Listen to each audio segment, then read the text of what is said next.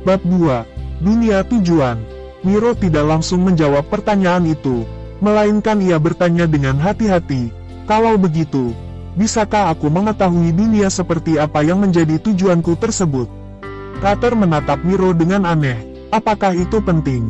Tanpa ragu sedikit pun, Miro mengangguk, "Jika itu tempat seperti bumi maka aku membutuhkan kekayaan. Apabila itu adalah dunia di mana ada banyak pertarungan setiap harinya maka aku pasti memilih kekuatan. Oleh karena itu, pilihanku akan sesuai dengan dunia yang menjadi tujuanku agar bisa mendapatkan keuntungan terbesar." Sebuah senyuman muncul di wajah Carter. Ia berkata penuh penghargaan, "Nampaknya kau tidak mudah dibutakan oleh apa yang aku katakan. Pilihan yang sangat tepat. Dunia tujuanmu adalah dunia di mana memiliki pedang dan sihir. Di sana juga sering terjadi peperangan serta sebagian besar wilayah dikuasai oleh para bangsawan ataupun kerajaan.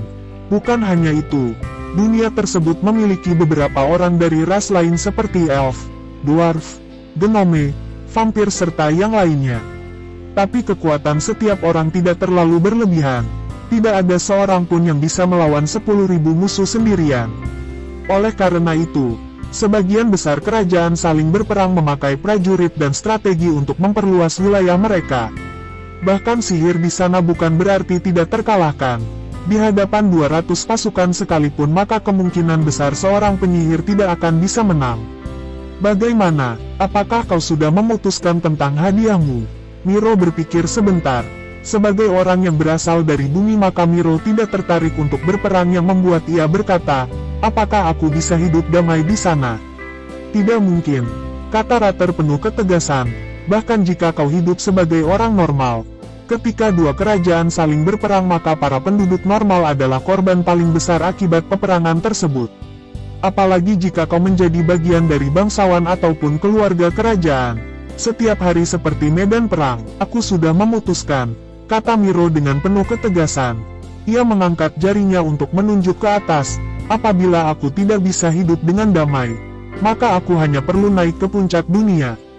Setelah seseorang mencapai puncak dunia, maka tidak ada lagi yang berani menyerangnya.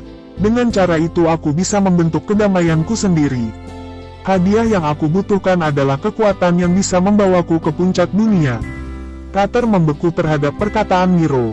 Kemudian ia tertawa dengan sangat senang. "Puncak dunia? Sepertinya kau orang yang sangat berambisi.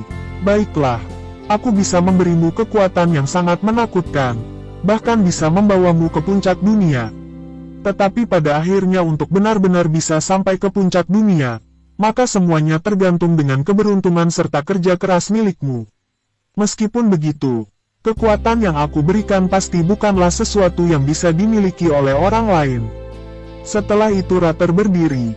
Ia berteriak, "Miro Aras, dengan ini maka aku sudah membalas semua kebaikanmu. Aku akan membawamu menuju dunia lain sekarang." Sebelum Miro bisa menyadarinya, sebuah lubang muncul di bawah kursinya yang langsung membuat Miro jatuh menuju lubang tersebut. "Tunggu, apa?" Miro terkejut dengan kemunculan lubang itu yang terlalu tiba-tiba. Ia berteriak terkejut karena sedang terjatuh tanpa persiapan apapun. Ketika Miro terus berteriak, Carter mengambil sebuah bola dari kantong miliknya. Bola tersebut memiliki banyak sekali warna. Selain itu dimensi di sekitar bola tersebut juga bergetar ataupun retak akibat kekuatan bola tersebut yang sangat menakutkan. "Pada awalnya aku berencana menyimpan harta penting ini. Tapi siapa yang berpikir bahwa aku harus memberikannya kepada orang lain hari ini?" Carter membuang bola tersebut dengan berat menuju Miro yang terjatuh. Saat sedang terjatuh, Miro menemukan sebuah bola aneh yang terbang menuju dirinya.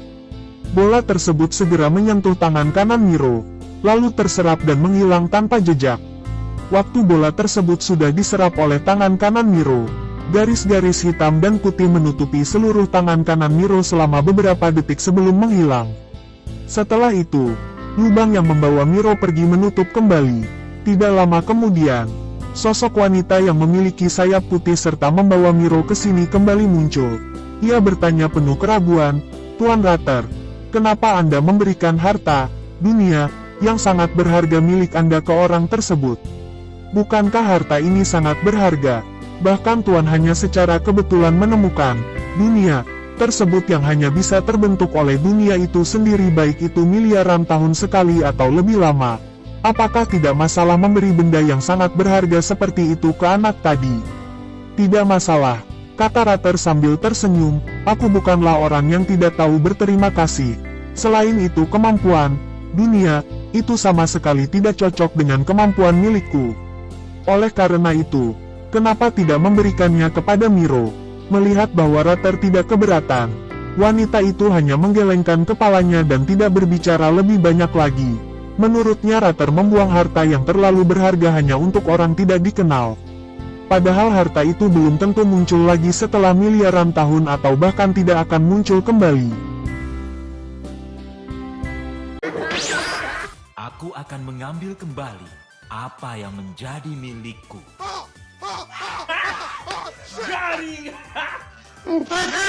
Kerajaan Azeroth merupakan sebuah kerajaan yang cukup besar di benua utara. Mereka terkenal dengan para prajurit yang kuat serta tidak terkalahkan hingga sangat ditakuti oleh kerajaan di benua utara. Bukan hanya benua utara, beberapa kerajaan di benua lain juga takut terhadap sosok mereka. Saat ini raja yang memimpin kerajaan Azeroth adalah Raja Azeroth kelima. Ia membawa kerajaan Azeroth menuju masa paling makmur daripada di bawah pimpinan raja-raja sebelumnya. Raja Azeroth kelima terkenal dengan kecerdasan serta kebijaksanaan miliknya. Hal ini membuat kerajaan Azeroth terus menjadi kuat baik dari segi ekonomi, militer ataupun politik. Raja Azeroth kelima juga orang yang memimpin militer untuk memperluas wilayah kerajaan Azeroth seperti sekarang ini yang 4 kali lebih luas daripada kerajaan Azeroth di bawah kepemimpinan raja sebelumnya. Meskipun ia merupakan sosok yang dihormati semua orang, pada akhirnya Raja Azeroth kelima semakin menjadi tua yang menyebabkan berhentinya kemajuan kerajaan. Raja Azeroth kelima sudah berumur hampir 100 tahun yang sudah sangat lama untuk manusia. Oleh karena itu mulai terjadi masalah di antara bangsawan, politik ataupun militer kerajaan. Lebih tepatnya pada bangsawan, jenderal serta menteri sedang sibuk saling bertarung. Tujuan mereka yaitu mendukung pangeran yang mereka pilih agar menjadi raja berikutnya. Di tengah panasnya pertarungan di ibu kota kerajaan Azeroth, sebuah provinsi yang terletak jauh di utara sama sekali tidak mengalami hal tersebut. Sebagai provinsi paling utara dari kerajaan Azeroth yang terletak di benua utara, wilayah ini memiliki suhu sangat dingin serta kurang lebih setengah dari setahun akan terjadi musim salju. Pada provinsi paling utara kerajaan Azeroth ini, terdapat lagi sebuah kota paling utara yaitu kota Aras di bawah kepemimpinan Baron Aras. 2. Sebagai kota paling utara dari kerajaan Azeroth maka kota Aras berbatasan langsung dengan para goblin serta orc. Oleh karena itu Baron Aras selalu sibuk berperang untuk mempertahan wilayahnya. Tapi hari ini sedang terjadi sesuatu di kota Aras yaitu lahirnya anak kelima dari Baron Aras, yaitu Miro Aras, orang yang akan membuat sejarah besar pada seluruh dunia ini.